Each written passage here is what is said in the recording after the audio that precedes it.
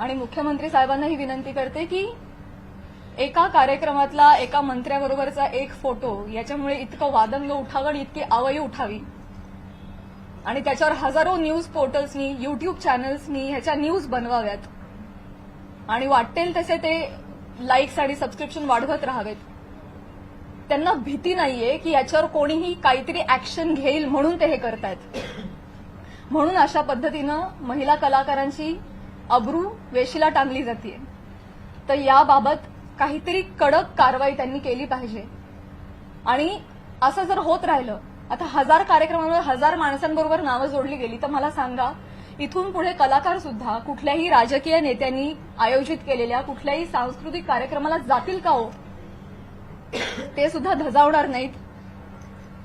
पुढची भविष्यातली मंडळी सुद्धा विचार करतील, अरे कलाक्षेत्रात पाठवायला नको पोरांना, ते काय बरं नाही. आमचं कलाक्षेत्र बदनाम नाहीये, ही सगळी मंडळी त्याला बदनाम करतात.